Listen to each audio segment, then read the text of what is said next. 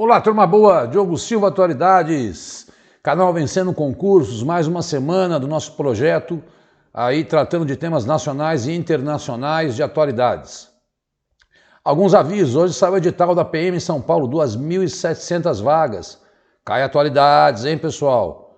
Olha lá, avisa o seu amiguinho aí que vai prestar, que tem as aulas, tem os livrinhos, que são super importantes aí, e eu estou acelerando a confecção do sexto, para poder chegar até setembro, tem 2 meses e meio só para a prova. E um abraço forte àqueles que foram aprovados na Polícia Civil de São Paulo, que eu dei aula muito tempo para eles, né? E nada de desanimar aqueles que bateram na trave. Foi uma prova bem difícil, como todos os concursos estão sendo mais difíceis. Mas eu tenho tanta coisa para falar hoje, mas tanta coisa para falar, que eu não quero mais ficar, eu queria assim abraçar tanto os aprovados como aqueles que bateram na trave, mas a gente vai deixar para fazer isso ao vivo quando eu encontrar com vocês, tá bom? Vamos lá, porque eu tenho muita coisa para falar hoje. Ai meu Deus, que medo. Bom, esses são os endereços para, assim, as pessoas, eu não vou entrar em contato com o WhatsApp com o professor. Pode entrar em contato no domingo, eu sempre falo, só de madrugada que eu estou dormindo, né? Me segue lá no Instagram, porque eu sempre gravo as novidades, e no canal do YouTube tem lá pelo menos 40 questões resolvidas e comentadas por mim, além de outros vídeos que são os vídeos daqui. Então esses são os endereços da gente, né? Que sempre é importante um joinha, sempre é importante um comentário, sempre é importante seguir a gente. Isso só faz com que a gente se consiga trabalhar mais aqui pela internet. Muito obrigado pelos seguidores, viu? Semana de 15 a 22 de junho, estou gravando agora às 7 da noite, como sempre faço, nas quartas-feiras, deve subir amanhã. Na quinta-feira deve subir no canal do Vencendo Concursos no YouTube, gratuito. Bom, a gente, quando estava exatamente aí gravando a semana passada, nós estávamos recebendo notícia, infelizmente, da morte do Dom e do Bruno, que se confirmou, tá? E ali eu fui pegando as notícias aos poucos, né? Já tem aí 2 confessos, né? O Amarildo da Costa, o Pelado, e o irmão dele, o Ozenei da Costa Oliveira, conhecido como dos Santos. Tem um terceiro que foi preso. A Polícia Federal informou que parece que não houve organização de uma participação. Olha lá, o início. Informou hoje que investigações apontam que não houve participação de organização criminosa ou de um possível mandante. Isto foi logo na quarta-feira, quando saiu a notícia. As coisas estão mudando, as investigações estão sendo feitas, perícias estão sendo feitas no barco e etc. O que eu quero contar para você é que ali, eu já mostrei na outra aula, retoma a outra aula, porque lá eu explico um pouco do Vale do Javari, que ali naquela região existem 5 crimes. 5. Quais são os 5, Diogo? Grilagem de terra, né, pegar terra ilegal, desmatamento ilegal, narcotráfico,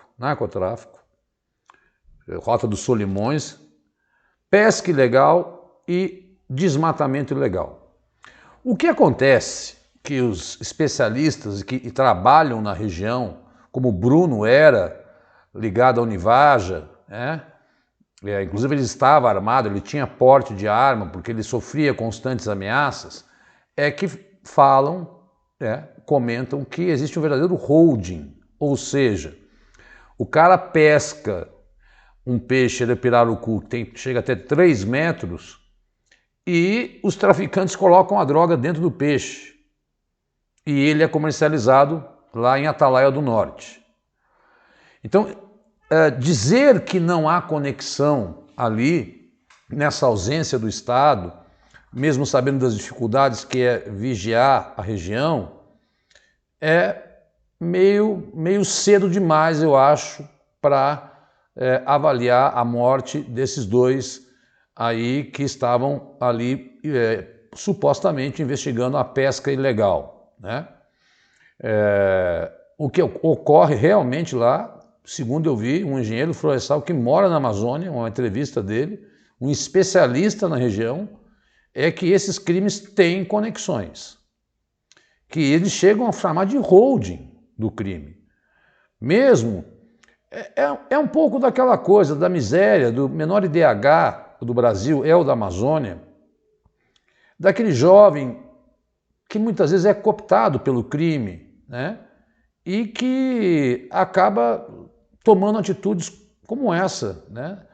Alguém que poderia estar investigando, e era o caso do Bruno e do Dom Phillips, que estavam fazendo um documentário, e que entraram no embate com esses dois. Mais para frente eu volto a falar das últimas notícias que eu coletei hoje, tá? Infelizmente, então, os corpos já foram encontrados, já foram reconhecidos, um crime torpe, um horror, que só é queima-filme do Brasil lá fora e cada dia mais aponta para uma Amazônia abandonada e nas mãos dos criminosos, o que é uma tristeza, o nosso maior patrimônio aí. Vamos para o próximo. Volto a falar disso já já. Mais uma vez, o Copom eleva a taxa Selic agora a 13,25% ao ano. Maior juro básico desde 2016. Banco Central vem elevando os juros desde março de 2021 para tentar conter a inflação. Avanço da Selic é o 11º consecutivo. E o comitê, o Copom, né, Comitê de Política Monetária, prevê novo aumento em agosto porque a inflação está desenfreada por vários fatores. Olha lá, no comunicado, está lá embaixo, o Copom diz que a inflação seguiu negativamente. Pressões globais de altas de preços, né? Deixa eu sair daqui. Inflação no mundo todo, incerteza dos investidores, ano eleitoral, regras fiscais, tudo isso tem feito com que o Copom faça este aumento sistemático. Esta, repito, não é a taxa de juros que nós sentimos no banco quando você vai do cartão de crédito, etc. Essa é a taxa de juros Selic que o governo brasileiro paga aos seus investidores aqui. Óbvio que existem taxas maiores que a nossa, mas são países que não têm a economia tão desenvolvida como a nossa. É o caso da Argentina, que está na casa de 50%. Né? A intenção é realmente inibir o consumo, porque aí com juros mais altos as pessoas financiam menos, consomem menos, os preços sobem menos. É um remédio muito amargo para a inflação. Né? O melhor remédio para a inflação é o emprego, porque o emprego faz o consumo subir e o consumo subir faz a economia crescer e o crescimento da economia naturalmente aumenta salário e as coisas acabam voltando ao seu eixo. Não posso falar nada sobre o ICMS, sobre o que o governo está discutindo em relação aos combustíveis, porque nada saiu de concreto ainda. Assim que sair, eu venho aqui e trago novamente a vocês. Mas é muito importante que você saiba que esse aumento da taxa de juros, da taxa Selic, é a tentativa do Banco Central de conter esta inflação que está em 2 dígitos. 2 dígitos. Semana passada eu falei das 33 milhões de pessoas que estão passando fome, falei aí do alto índice de desemprego. A nossa economia era esperado que não fosse um ano muito positivo, não só pelas questões externas, mas também por ser um ano eleitoral que gera muita instabilidade no mercado. Mas é um dado básico da economia que o aluno que presta concurso tem que estar sempre atento. Os concursos gostam de questões assim.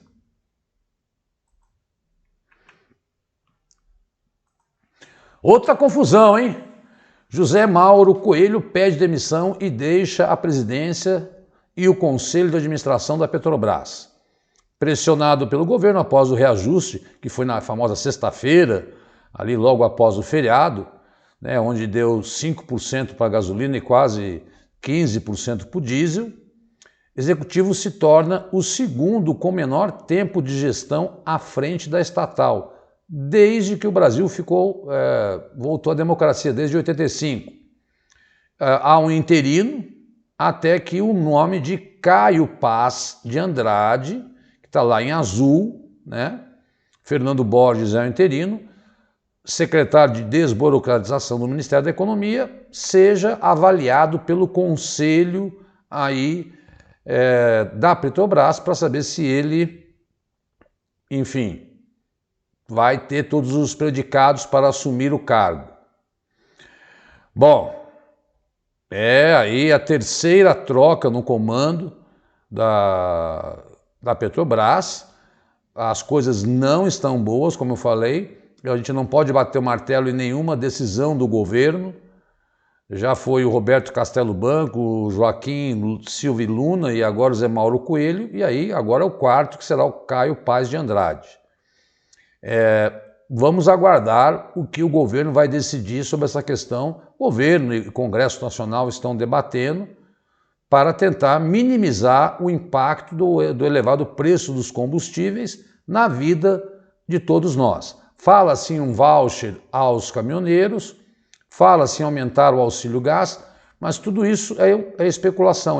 Você já percebeu nas minhas aulas que eu trato sempre de informações que são concretas. Por exemplo, eu já falei que o governo aí, já em outras aulas, criou uma forma de amortizar a dívida dos alunos do FIES. Hoje o Bolsonaro sancionou, mas como eu já falei isso em outra aula, hoje ele sancionou e deu um perdão da dívida dos alunos que estão devendo no FIES aí. Muito bem, pessoal. Então, este verdadeiro imbróglio que é essa briga, o governo acusando a Petrobras dizendo que tem que seguir a paridade dos preços internacionais, e quem é que está sofrendo? Somos nós. Tá? Vamos aguardar assim que Caio Paz de Andrade, se for aceito pelo Conselho, a gente traz aqui. Lembrando também que houve ontem um aumento das bandeiras de energia, né? Teve um aumento aí de mais de 60%. Você vai sentir no bolso quando vier a seca. Aguarda, porque agora é época, ainda estamos aí na bandeira verde, que não teve aumento.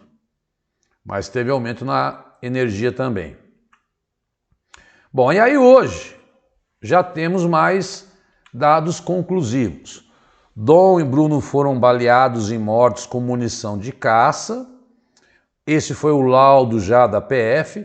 Corporação confirmou que restos mortais encontrados de buscas são do indigenista e do jornalista.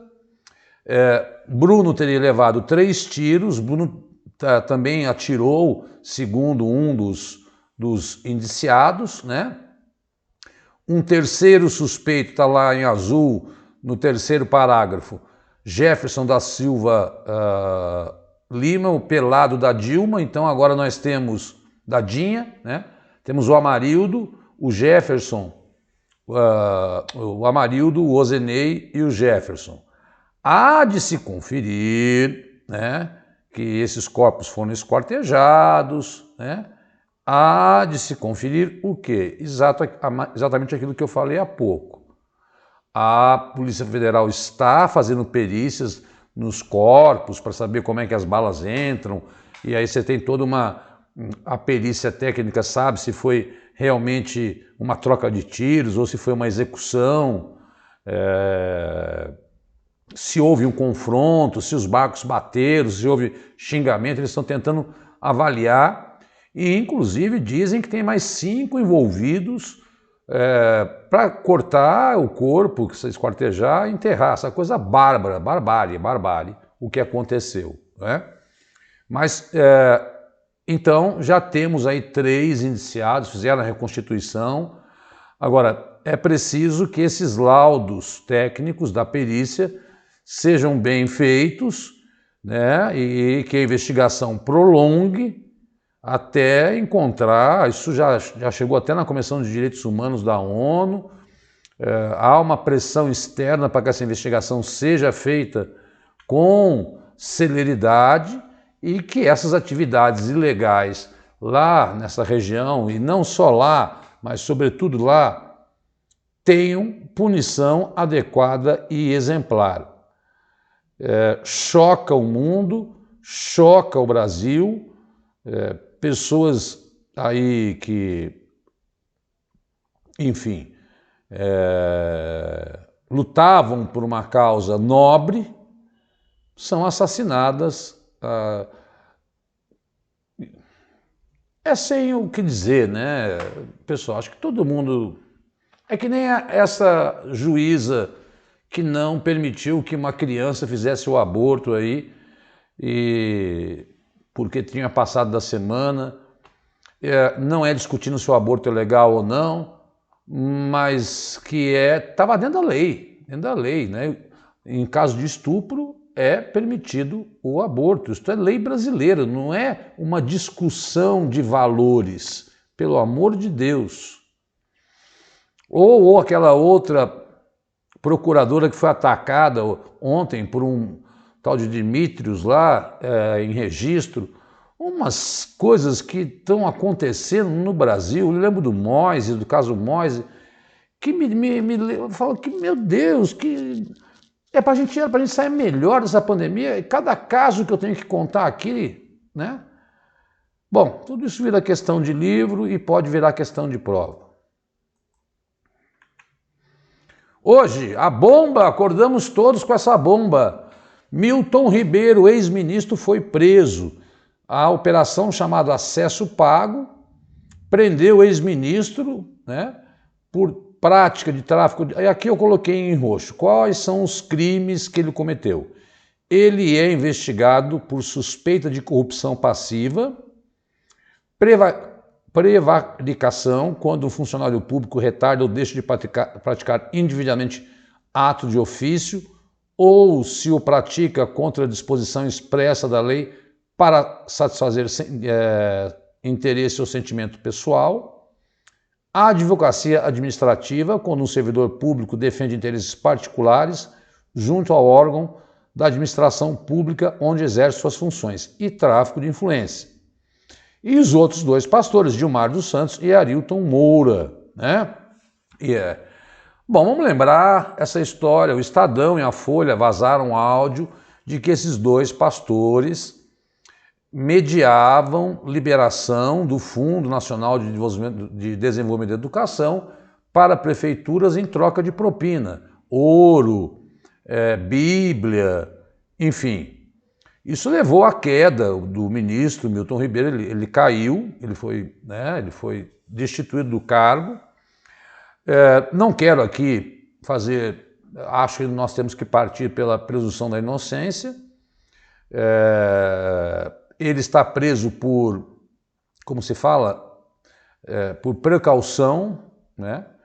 Acho que ele deve conseguir um habeas corpus, porque se entregar passaporte, enfim, boas condutas e etc., ele deve ficar uns 2 ou 3 dias preso, mas a investigação deve prosseguir aí pela Polícia Federal, que o prendeu em Santos hoje.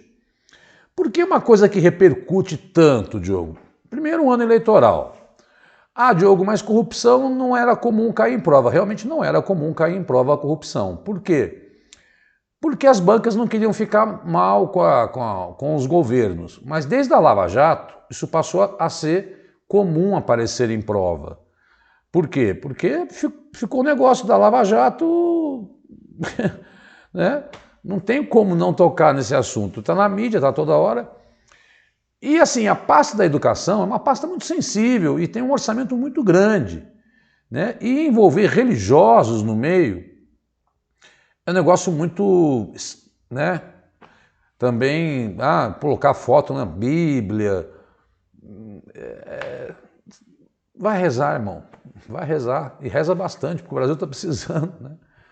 E vamos aguardar, porque isso foi hoje, quarta-feira.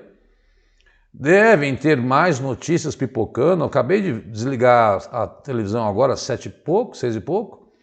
Já acharam 50 mil reais na conta dele, pago pelo Gilmar Santos, aí diz que é venda de um carro. Enfim, bom, tudo isso ganha muita projeção em ano eleitoral numa pasta que tem um dos maiores orçamentos junto com a saúde, né? E nunca um ministro da Educação foi preso no Brasil desde a redemocratização. Então tudo isso repercutiu o dia inteiro. Eu fico trabalhando, escutando notícia, fazendo livrinho, fazendo questões, produzindo material. Meu Deus, o que eu escutei de Milton Ribeiro hoje foi um negócio impressionante. Virou uma questão do livrinho, né? Mas eu coloquei em roxo para você, né, exatamente saber sobre quais são as acusações. Se não sejamos levianos, vamos aguardar as investigações. Ele foi preso de forma preventiva. Ninguém está acusando e ele não saiu sentenciado, pelo amor de Deus. Acho que a gente tem que tomar cuidado com isso aqui no Brasil, né? Mas os indícios são fortes porque há gravações dessas e os prefeitos também disseram que foram aí hostilizados por esses pastores. Bom, saindo um pouco agora, vamos para o mundo. Juros nos Estados Unidos sobe 0,75, mas lá é pouquinho, né? Maior aumento desde 1994. Reajuste acima do que havia sido sinalizado pelo Fed, que é o Federal Reserve, o Banco Central dos Estados Unidos. Lá os juros, aqui está 13,75, lá está entre 1,5 e 1,75. Veja a diferença, né? E mesmo com juros baixos assim, muita gente tira dinheiro daqui para lá. Diogo, por que se faz? É o mesmo princípio. A inflação atingiu 8,6% nos últimos 12 meses. Então, os americanos também, pressionados pela guerra da Ucrânia, né, questão dos alimentos, o mundo todo passando por isso. A inflação na Inglaterra deu 9,1%. Eu vi hoje. Então, a atitude que os bancos centrais tomam, inclusive o Banco Central Europeu também tomou essa atitude, como está lá embaixo, no último parágrafo, isso daqui, também sobe os juros, mas não nessa escala brasileira, o que faz com que o Brasil gaste muito. Olha a Nicarágua, olha a Nicarágua. O Daniel Ortega foi eleito, é considerado um ditador de esquerda para o 4º mandato. Olha o que esse cara fez. Nicarágua receberá tropas, navios e aviões da Rússia para troca de experiências. Olha, isso me cheira aí uma coisa que eu já vi nos anos 60, né? Lembra a história dos mísseis que a Rússia, a antiga União Soviética, tentou instalar em Cuba, que quase gerou a Terceira Guerra Mundial. Agora, um país de esquerda, na Nicarágua, um país que vive uma crise terrível, pessoas tentando fugir de barco para a Europa, é um pouco o quê? Vocês não querem colocar a OTAN perto da Rússia? A Rússia procurando alguém aqui para colocar armas, né, celebrar parcerias próximo aos Estados Unidos. É só jogar lenha na fogueira. Quando a gente pensa que a coisa vai melhorar, vem aí essas atividades. Hoje, por exemplo, também vi que os americanos fizeram um teste com 4 mísseis nucleares. Ou seja, longe, longe, longe da coisa acabar. E aí o próprio Putin disse essa semana que o mundo vai viver uma nova realidade depois dessa guerra. Meu irmão, ânimos acirrados e tensões no mundo.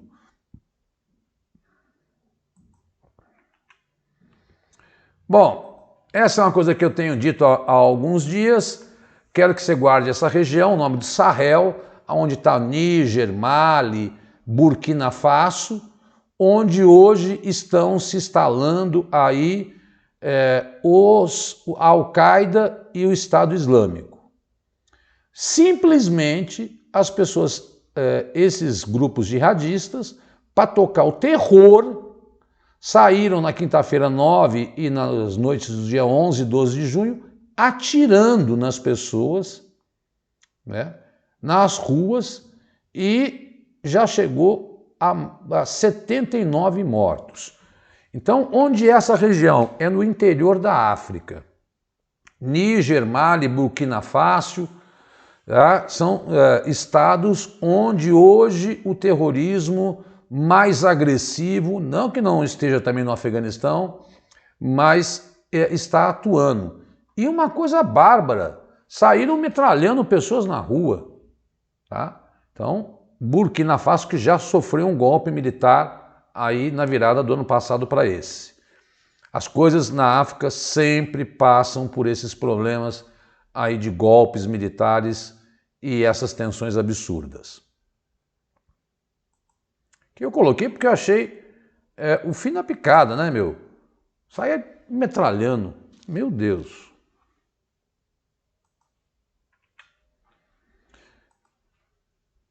Eleições na Colômbia. Gustavo Petro se torna o primeiro presidente da esquerda da Colômbia. Ele concorreu com Rodolfo Hernández no segundo turno. Petro, ele era um cara de ex-guerrilheiro, mas ele já tinha sido senador, prefeito de Bogotá, já tinha abandonado esse lado mais radical dele. E a Francia Marques será a primeira vice-presidente negra. Ele venceu por uma bem apertada, lá está no segundo parágrafo, 50,49 contra 47,25, 717 mil votos. Houve uma eleição no Chile, venceu a esquerda, houve a eleição no Peru, venceu a esquerda, há uma eleição na Colômbia e ele prometeu pacificar a Colômbia. Nós sabemos que a Colômbia ainda convive com o narcotráfico, né? Vide que é lá exatamente lá no Vale do Javali que eles têm essa transação pelo Brasil, pela Rota dos Solimões, que ela vive com milícias e o antigo presidente não tinha uma boa relação com a Venezuela. Ele quer acalmar as relações com a Venezuela. O Petro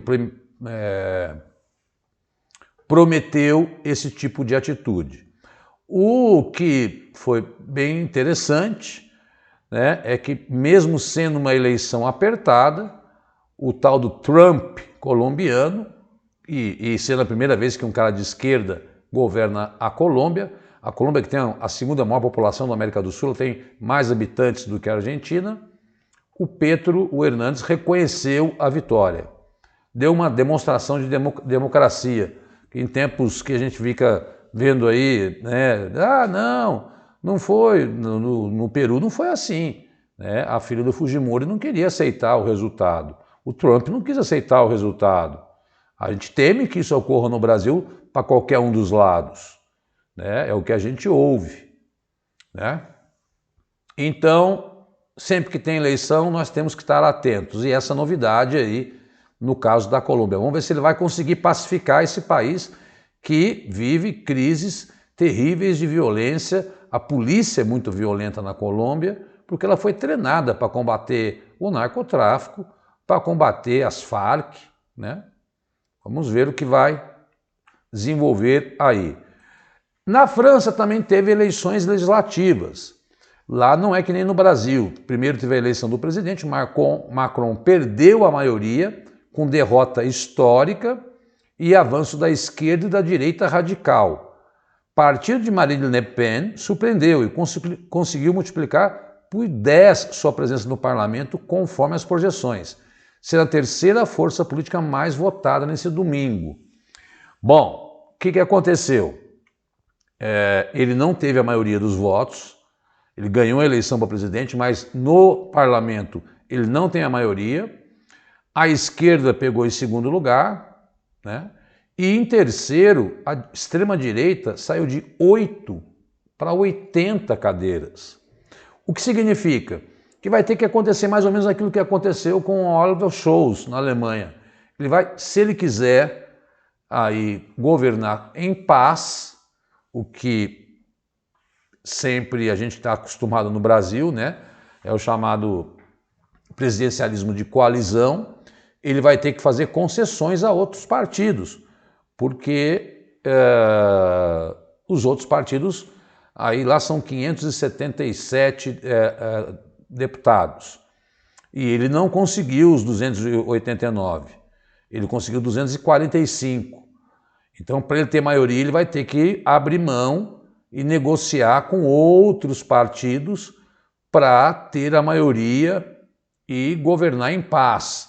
Porque nesses regimes onde o presidente não tem um apoio do Congresso, não precisa ser essa esculhambação que é no Brasil, desde a época do Fernando Henrique, que eu não estou falando de nenhum, né, que começou esse toma lá da cá com esse centrão, e aqui o brasileiro todo que está ouvindo sabe o que é isso que acontece no Brasil, aí não tem nenhum santo. É Fernando Henrique, é Lula, é Dilma, é Temer, é Bolsonaro, todos eles têm que fazer concessões a esse maldito grupo e que as pessoas não votem mais nesses caras, né? Mas o Macron vai enfrentar essa futura negociação para conseguir maioria lá no parlamento francês. Então, para ele, apesar de não ser comum a reeleição na França, ele não tem a maioria. Isto vai ser como foi aquela coalizão semáforo ocorrida lá na Alemanha.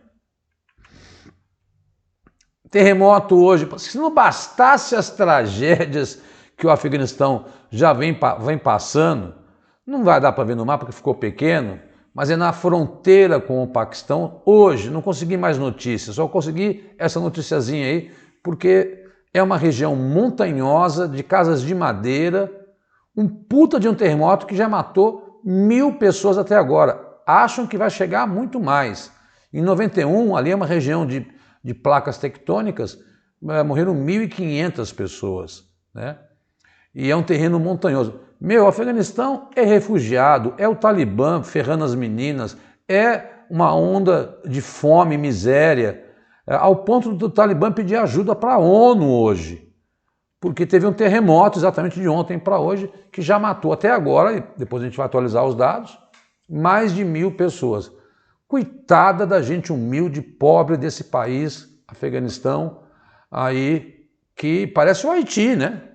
Parece o Haiti, que vive a bandalheira política e, além de tudo, sofre com esses terremotos. Não tem a ver com o clima tem a ver, por exemplo, o calor que deu em Bangladesh essa semana aí, que foi um negócio absurdo, né? As alterações climáticas. Terremoto é movimento de placas tectônicas, e ali sempre tem muito terremoto. Mas, porra,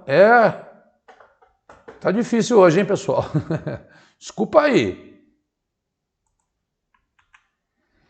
Bom, sobre a guerra da Ucrânia, para a gente ir partindo para o nosso fim.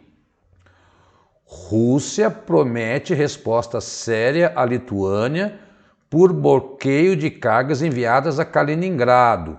País europeu impede que produtos afetados por sanções cruzem seu território para chegar a um enclave russo no Mar Báltico.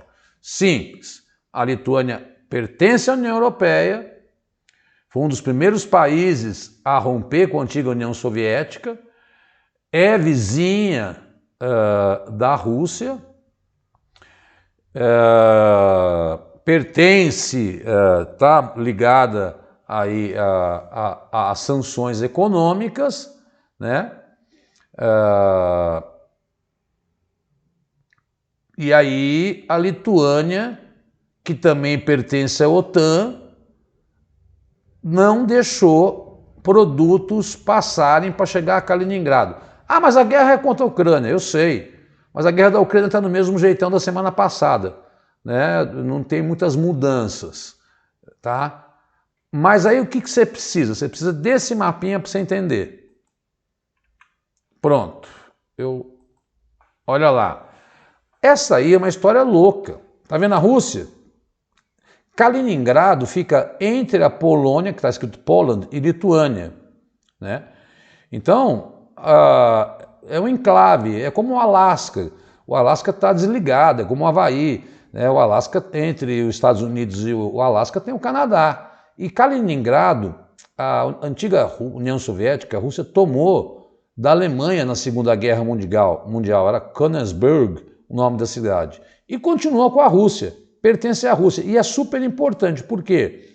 Porque ali tem a maior base militar naval da Rússia para sair para o Mar Báltico. A Lituânia falou, olha, aqui não vai passar trem, aqui não vai passar mercadoria vindo da Rússia, pode passar por Belarus, mas não tem como chegar a Kaliningrado, porque tem que passar ou pela Lituânia ou pela Polônia. O que pode fazer, e a Rússia falou, olha, vocês estão mexendo com fogo,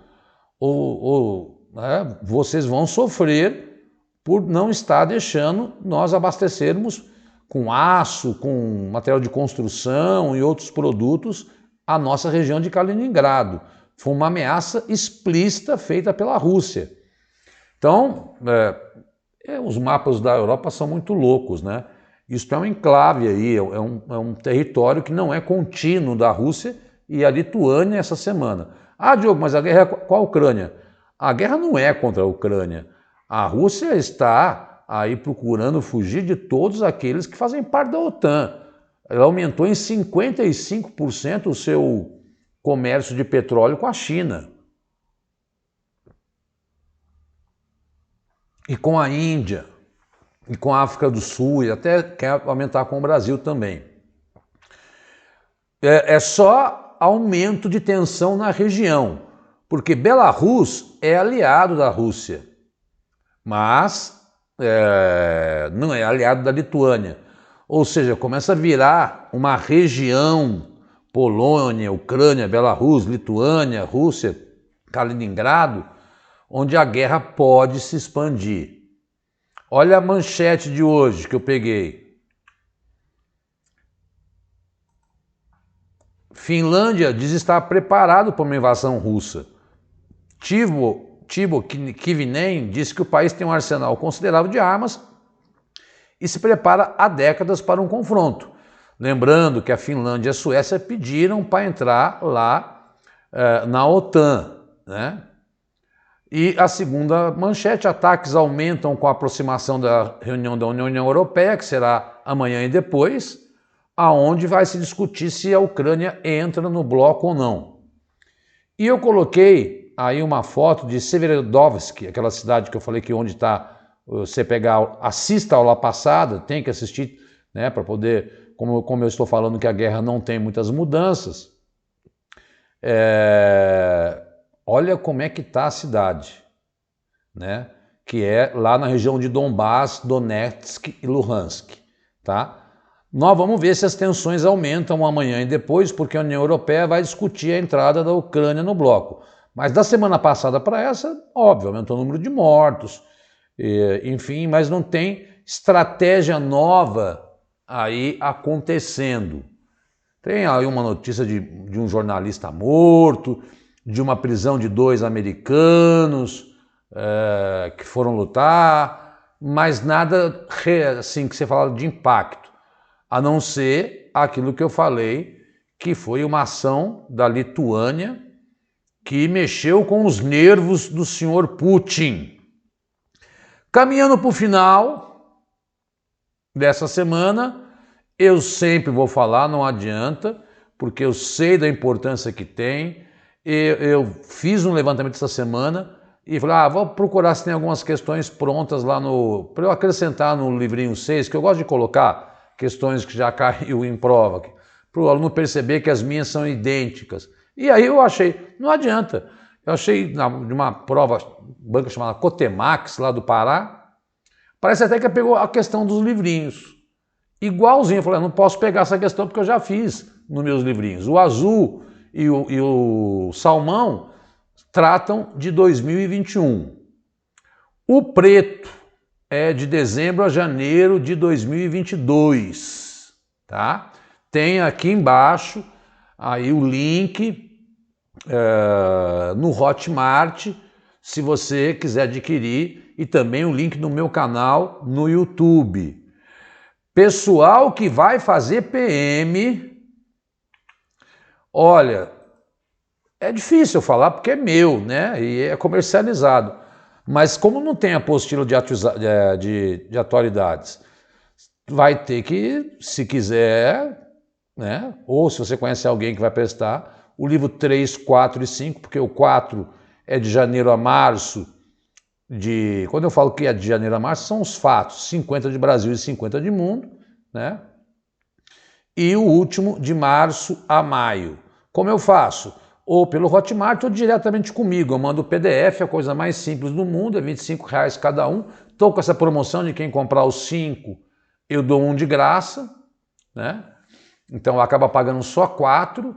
Pessoal da PM aí, e vi uma estatística, previsto para o Sudeste, só o Sudeste, 140 concursos esse ano.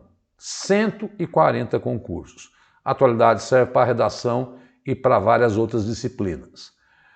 Pessoal, então é um jabá mesmo, mas é um jabá que eu confio, porque tem dado certo. É direto os alunos me dizendo, estava no seu livrinho, porque tem muito comentário. E se tiver alguma dúvida, entre em contato comigo que eu explico como é que funciona. Novamente, os meus endereços, peço que você me siga no YouTube, me siga no Instagram, né? Isso é muito importante para a gente se projetar, não para ganhar dinheiro, nem ficar rico, é para conseguir um dia chegar e ficar só, como eu sempre falo, ficar só em casa. E mais uma vez, aquilo que é impressionante, se você vai vendo as pessoas, eu quero ver as atualidades, aí você vai vendo, vê lá, sobe a aula de atualidades amanhã, aí você achar outra aula, tem pelo menos uns 20 vídeos de informática, do Cristiano, do português, do Dorival, só professor fera, só fera. Aí aparece a minha, aí mais 20 vídeos, aí aparece a minha. O Cris publica 20, 30 vídeos nesse canal, no canal do Vencendo Concurso, gratuitamente. Alguns ele explica essa nova assinatura premium que ele está lançando aí, né?